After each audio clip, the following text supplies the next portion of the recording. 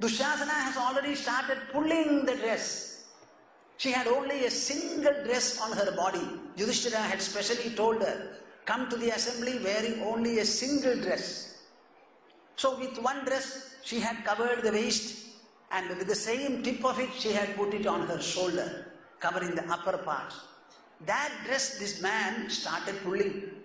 The entire visible world had nothing to provide in the way of a rescue, a redemption, or a relief. Can you imagine? I don't think. Do you have the power of imagination? Just imagine. In an assembly where the best of people, including Bhishma, Drona and the others, were sitting. So many powerful people were there. Knowledgeable people were there. Honored and respectable persons were there. In their presence, this great lady, her sari was pulled to Dushasana. The entire world remained mute and helpless. But Draupadi, great as she was, did not relent, did not aid, refused herself to be submitted to the onslaught of Dushasana. She said, if the visible world fails, the source of the visible world will come to my protection. Thinking in this manner, she started calling, Hare, Hare, she started calling. And Dushasana was not able to disrobe her. Her dress started increasing in length. As much as he pulled, so much bigger and longer it was. Finally, he recoiled. With shyness, with fatigue, and with what else not. Unless you are connected to the source, your life is not going to be secure at all. You may have your parents, you may have your husband, you may have your wife, you may have your children. These are not the source of the world or of yourselves. Unless we have a direct connection with the source, in extreme distresses, in privations, in destitutions and the like, you will not be helped at all. At all. So it is our birthright to know what is the source of creation, what is the source of ourselves, so that we can be properly connected, we can be properly anchored, we can be protected, our life can be ensured. This is what we want. Janmadhyasya yado anvayadidaradaha chartheshvabhijnaswarat. So Srimad Bhagavatam commences with the second of the Brahma Sutras. Brahma Sutras themselves being an important constituent of Prasthanatrayam, which is the cultural heritage, the cultural treasure and the cultural source of this country. If there is anything great and adorable in our land, it is our Prasthanatrayam. Nothing short of it, nothing different from it. The first part of it, as I told you, is the Vedic Upanishads. So the content and the message of the Vedas are there. Then from the Smriti, you have a commentary called Bhagavad Gita. And Brahma Sutras themselves are Nyaya, reason, rationality. So it contains Shruti, Smriti and Nyaya. These are the three constituents of Prasthanatrayam. And that Prasthanatrayam is clearly referred to in this Srimad Bhagavatam in the opening verse. Janmadhyasya yato anvayaditaradaha. If the Supreme Source is something invisible, it doesn't have a form, it doesn't have a personality as such, will it be vibrant? Will it be available to us whenever we want?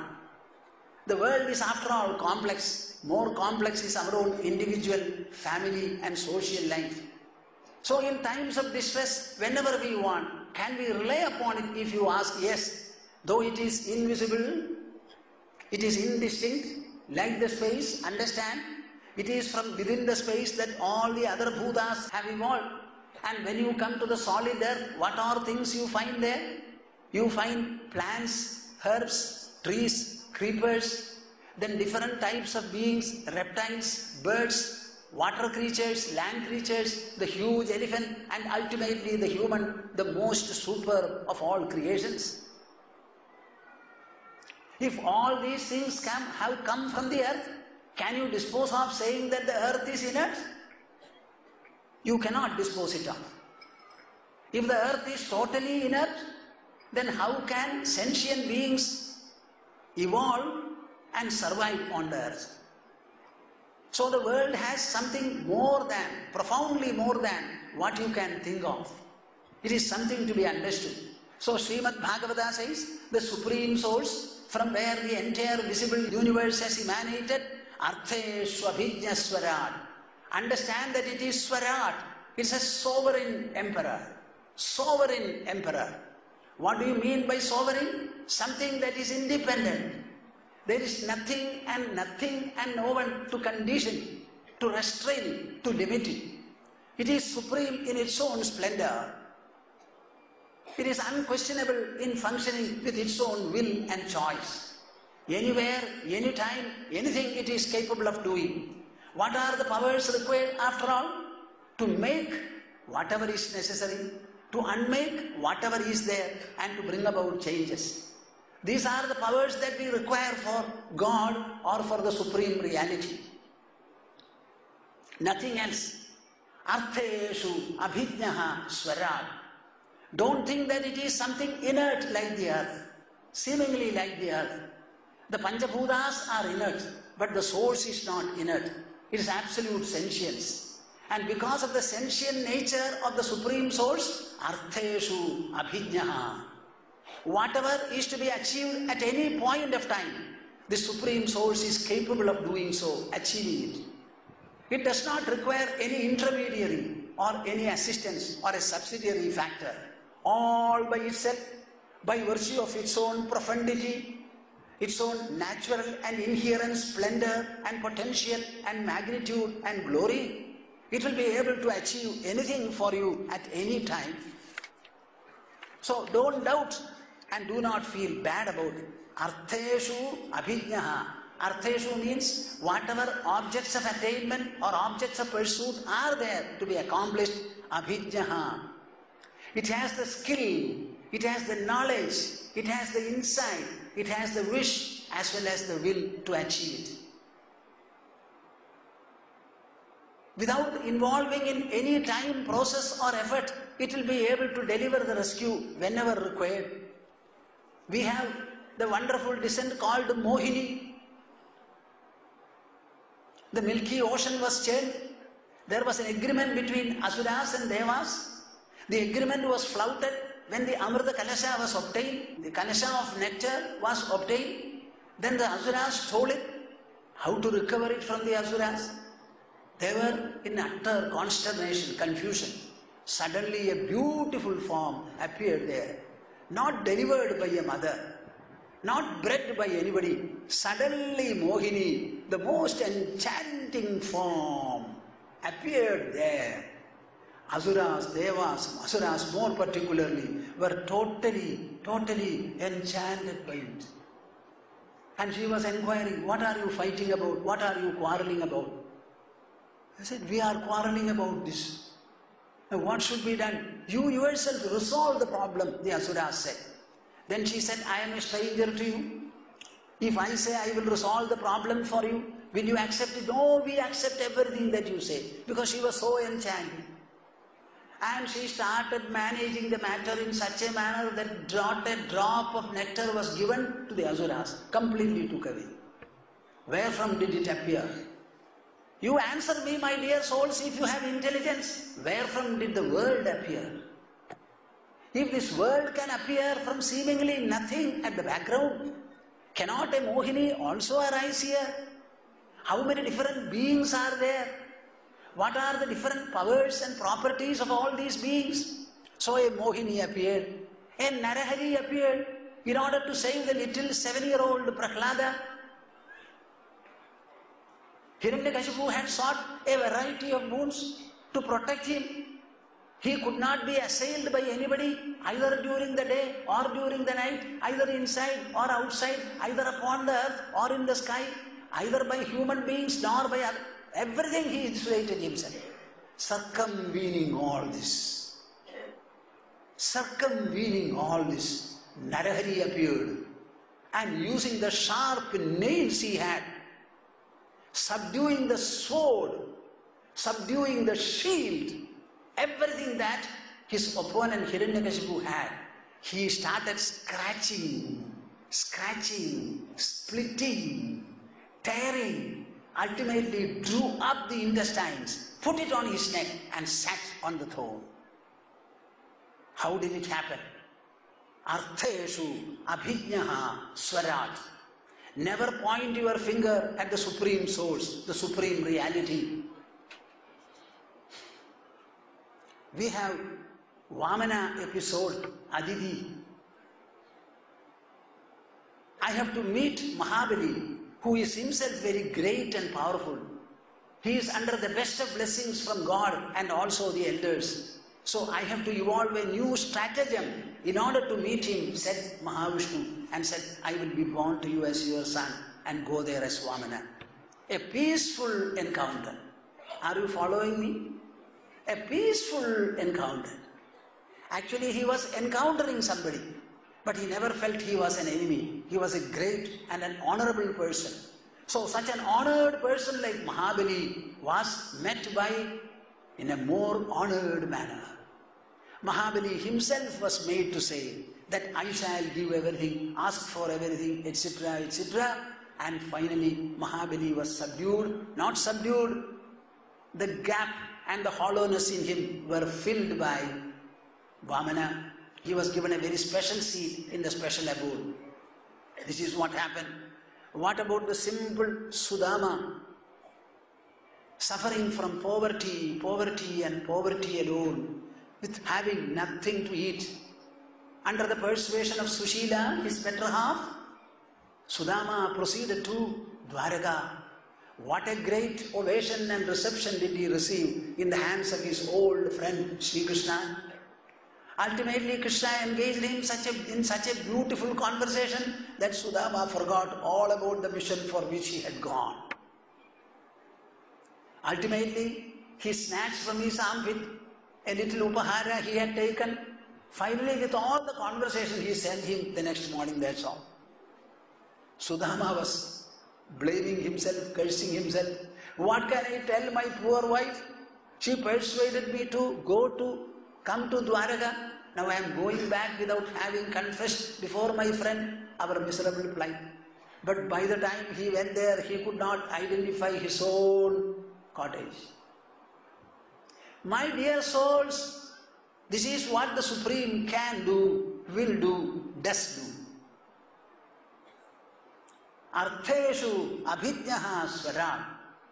This one phrase, Artheshu abhijna swarat, can be illustrated, explained and elucidated for hours and hours, if not days and days. So you can rely upon the Supreme Source, though invisible, in all matters. How is it that it is capable of doing all these things anywhere in this world? It doesn't have to traverse any distance. It doesn't have to take any time. Distance is there when so many objects are there in space, and time is there when the objects are undergoing transformations and changes. But this is a reality which is beyond time, space and causality. So it can reach anywhere. Why? It is not external. It is inner and inward to all the different forms of existence. Are you following me, I wonder? It's a very strange examination for me. I was speaking to you in Malayalam. I am again going to speak to you in Malayalam. But now suddenly as an intervention I speak to you in English. You know, it's a great test paper for me also. This Supreme Source is not external, outward, gross, solid, fluid or gaseous. It is inherent in every particle. It is inherent inward to your very body. It is closer to you than the body, closer to you than your mind, closer to you than your intelligence and even the ego. As Pingala describes, Santam Samipe Ramanam Radhipradam Vittapradam Nityamimam Vihaya. My wonderful beloved is seated so close within my heart. He is closer to me than everything in this world, including my body, mind and heart. So it is inward to you. And it is in the nature of consciousness, means knowingness and knowledge. So whenever anything takes place anywhere in the world, the first source to know about it is he or it. That is why we have some wonderful quotations. Before you knock, I open. Before you speak, I hear. Before you think, I understand. Before you start, I finish. We are not speaking of a human being. We are not speaking of a sensory creature. We are speaking of something in the way of a supreme reality, beyond and transcendent. In Bhagavad Gita, Krishna says towards the end, Ishvara sarva bhutanam hrideshe arjuna tishtani brahmayan sarva bhutani yantrarudhani mayaya. What does it mean? What you call God is seated in the heart. Hrideshe Arjuna tishtadi. He is seated in the heart of every creature. Brahmayan sarva bhutani. Seated inside your heart. He is operating all the different parts of your being in the form of body and senses, mind and intelligence, heart, ego, etc. Unless something is seated very close within, it will not be able to manage. The whole universe is revolving. The whole universe is revolving. I wonder whether you have the power of imagination. The whole universe is revolving. So to make it revolve, the power cannot be outside the universe. It has to be inner to the universe, inward. So seated in the heart of every creature, I am rotating and revolving them as if something mounted in a machine. Yantrarudhani mayaya. By virtue of what? By virtue of the inscrutable power I have called Yoga Maya or Maya. The source of the universe, the supreme reality which you religiously call God, is thus seated in everyone. So what came out to the rescue of Draupadi is not an external power. It is actually the power lying in Draupadi's body. It is not an outer power. The whole universe has come from inside, not from outside. Every form of growth that you can think of is from inside to outside, never from outside to inside. In ascertaining the nature of the supreme reality, what kind of it, what kind is it, what is its potential, what is its magnitude, how to access it, etc. The opening word says, Muhyanti yat suryaha.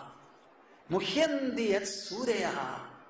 Even the enlightened people, the scholarly people, the ascetic people, the spiritual stalwarts, the yogic emperors even, they are muhyanti, deluded. Deluded. If you start measuring the length of the universe and reaching the boundary of the universe, can you ever reach? You cannot. In the same manner, muhyanti yat suryaha. If you understand this source very well, you will find the whole universe has got no existence at all. Yatra trisargo mrisha. Yatra, where? Trisargaha, sattva, rajas and tamas. These are the constituents of nature. The entire nature is a compound of the three gunas. The three gunas are there constituting your personality. They are there within the atom even. They are equally there in the earth, in all the other planets, in the whole universe. The entire universe is a display, a manifestation, a splendor of the gunas. These gunas, their splendor, he says, mrisha. Mrisha. Absolutely an illusion. They are elusive. They are illusory. Now, if you put an avagraha there, it becomes amrusha. Somehow, The Srimad Bhagavata author has been very careful in using such words in describing these propositions so that you can make it positive as well as negative. If you remove the avagraha, it becomes illusory. If you put an avagraha, it becomes amrusha, not illusory. But I would like to explain, and I will continue to say that it is mrusha, because that is the message of Srimad Bhagavatam. What does Sri Krishna himself say? Yadidam manasa vaja chakshurbyam shravanadibihi nashwaram grihyamanam cha vidhi maya manomayam. In the Shloka Shatkam, which Krishna first spoke to Uddhava, he clearly says, whatever Uddhava is grasped by or revealed by the mouth, articulation, manasa by the mind, vacha, chakshurbyam by eye, etc., shravanadibhihi by the ears, nashwaram grihyamanam cha, whatever is perceived or grasped or comprehended by any organ, external or internal, in the human personality, understand all that to be manomaya and maya. Iksheda vibhramamidam manaso vilasam drishtam vinashtam ajilolam alada chakram. In Hamsa Gita, Krishna says, Iksheda vibhramamidam manaso vilasam. Uddhava, understand it very clearly. Whatever you are seeing or grasping or perceiving with the senses, all these are nothing but delusion and illusion. Manaso vilasam. Drishtam, vinashtam, adilolam, alada chakram. These are all perceived, all right, but in reality they are not there. In the dream you perceive many things, but are the dreamt phenomena anytime there? When you wake up, everything is lost. In the same manner, the whole existence and creation are subsisting upon your individual wakeful awareness. I am wondering whether you understand me and I am able to make it clear to you.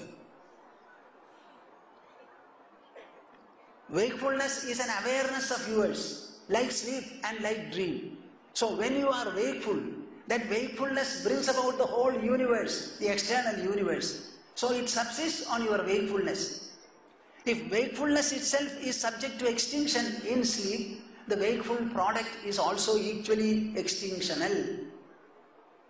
Iksheda vibhramamidam manaso vilasam drishtam vinashtam adilolam. Extremely trifling, so to say, delicate. Alada chakram. It is just like a revolving firebrand. I don't have a firebrand with me, but I have my finger. Look at my finger. I go on revolving. So you see a circle.